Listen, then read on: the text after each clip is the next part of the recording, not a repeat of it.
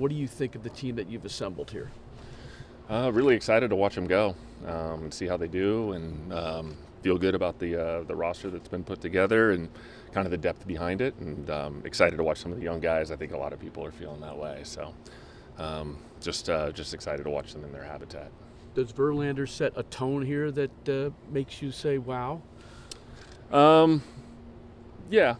I mean, look, when you're bringing in guys with that kind of resume,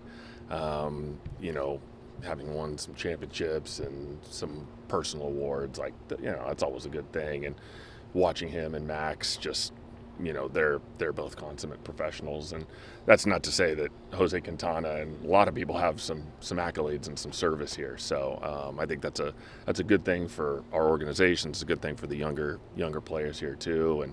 And we're excited about the club. Billy, when you talk about your excitement to see some of the young kids, just how important do you think, even though it was a short amount of time for Beatty and Vientos and Alvarez, was the experience of just being up here for a little bit last year? I mean, one of the things we always talk about is a growth mindset, and I think a lot of our players embody that, and I know those young players do. They're sponges. They're soaking in everything they can, whether it's their experiences around the coaches or experience around the other players, whether it's what they glean from Jeff McNeil or Lindor or Nimmo or Alonso or Escobar, around the diamond. They're able to learn. They're able to kind of see routine and see how those players prepare, and they're taking a lot away from those experiences, and they'll learn more here in camp. And they're actually, if we want to talk about the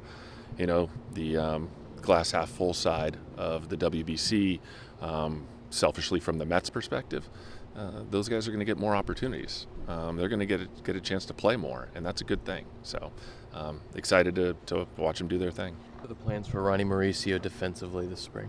He'll be at shortstop, and he had a really good winter ball. He's logged a lot of plate appearances.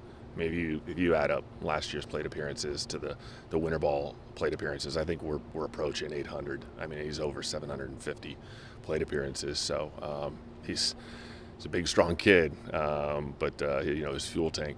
We're aware of the fuel tank right now, and so we'll just watch him. How do you have Beltran working with players in that kind of way that maybe doesn't step on coaches' toes?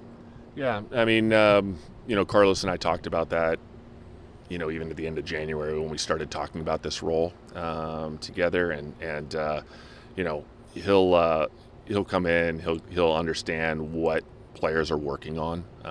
That'll kind of be his first order of business when he kind of connects with the major league team, or if he connects in Syracuse or Brooklyn or Port St. Lucie or wherever, is check in with that coach, understand what's going on. He'll be connected with our coordinators and player development too. So I would say a large portion of his role is going to be supporting the development side, and I always say that development continues at the major league level too. So never stop developing, and so he'll contribute on that side, but also perhaps a little bit of the evaluative side, where I might have him see an amateur hitter or two or three, in advance of the draft, or maybe even somebody that we're thinking about internationally. So, but we'll learn a lot from each other, and I'm really glad to have his perspective. And sometimes I talk about diversity of thought in a room, try to walk around a problem all the way, and so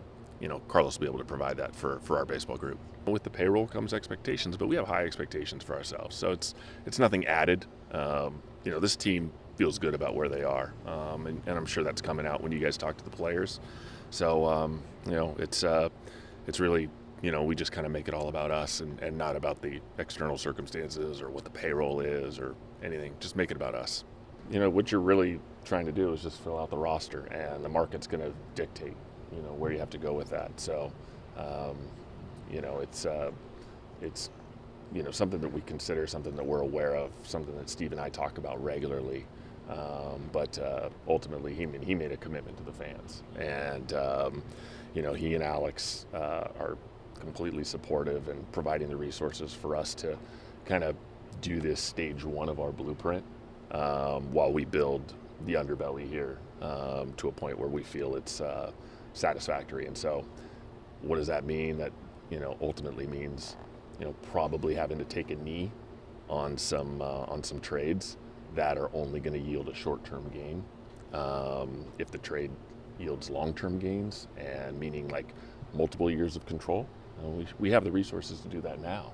But for us to do something really short-term, and we just have to kind of crush that urge to do anything impulsive.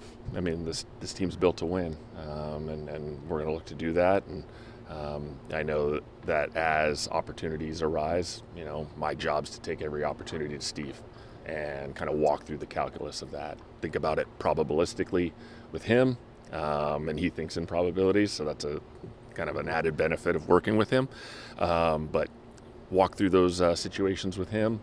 He'll take the guidance from our baseball operations team, and a couple times this winter he was getting on the phone with me and Ian Levin, or me, Ian Levin, and Jonathan Strangio or Ben Zosmer, and we would be talking through some opportunities. And so it's a team effort, and but Steve's plugged in with us regularly. We want to wait for the complete package to be there. If Francisco is on our club, if he makes our team, or if he shows up, we want to make sure we can catch him, because the long-term trajectory for this young man is to be able to catch. And so we have to be able to satisfy that up here. So it would not be a pure DH situation. Now you always put a caveat on things, or an asterisk, that if circumstances present themselves, if for some reason, something happened to Francisco where he couldn't catch, and he was not going to be able to catch the rest of the season for some reason, right?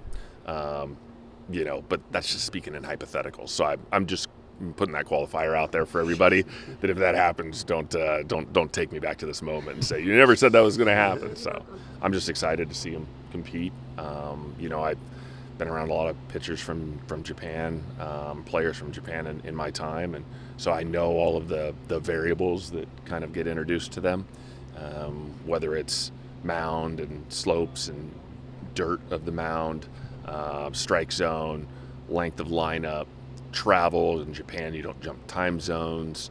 Not really a flight greater than 2.5 hours. And so all of these, ball, there's these like 5 elements, strike zone, there's like 5 elements that are consistent. And then you have just the lifestyle elements that anybody would go through. And so we're going to do our best to support them in every which way we can. The bullpen, as far as I know, you mentioned you wanted about 5 high leverage guys. Those other spots, is it kind of an open competition during spring training for those spots? Yes, that'll be a competition that I'm paying a lot of attention to. We're really interested to see a number of the players that we went out and acquired. But having 5 high leverage relievers, I think what it generally allows you to do, not every single day, but you hope every day, is you hope that every single day you have 2.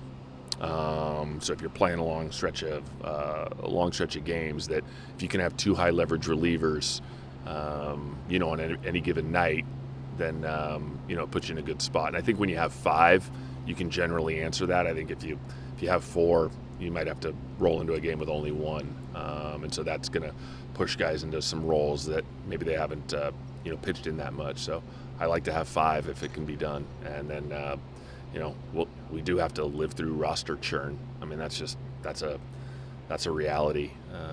As you go through the season, you're going to have to make moves, and I think we probably made a lot of transactions last year. I don't know, but so having those 5 guys is important to us. Is it a similar situation to Alvarez in that you want him to be able to defend properly at third base and have a high level before you bring him up? Got to play defense here. Got to play defense. I mean, we have a big ballpark, and so I think that was probably demonstrated last year by some of the personnel decisions that we made. That defense is important, and it's critical. I mean, if we're going to play championship caliber baseball, we have to be able to be great in all areas, in the batter's box, in the field, on the mound, starting and relieving.